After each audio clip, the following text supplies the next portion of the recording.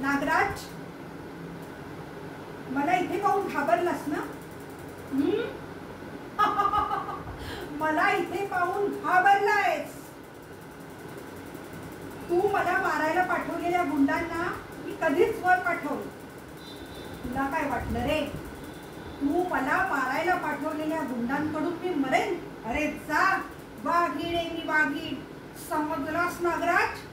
तुझ्यासारख्या कित्येक कुत्र्यांना मुंडक्या आवळून वटणीवर आणलंय. समजलास नागराज? नागराज, गोर गरीब जनतेवर अत्याचार करून त्यांचे पैसे हिसकावून तुला लाज नाही वाटत का? लाज गहाण टाकलीयेस. आणि ही तुझी काळी कृत्य थांबवण्याकरता इन्स्पेक्टर विद्या आली आहे. समजलास नागराज?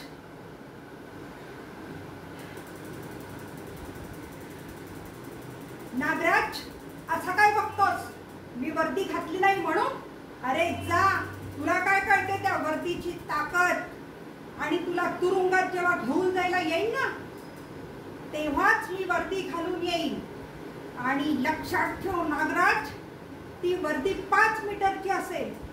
तुझ्या 2.5 मीटर कापडामध्ये तुला कफन करण्यासाठी. समजलं नागराज?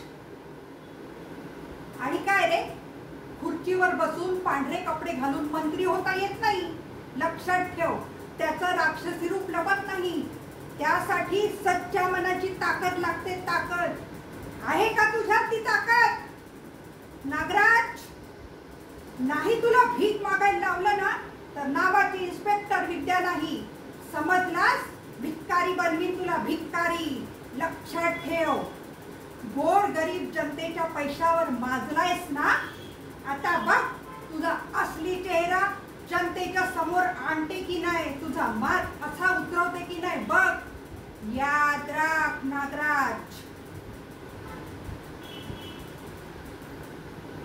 नागराज, किती सुख उपभोगायचे तेवढं उपभोगून घे ह्या आलिशान बंगल्यात.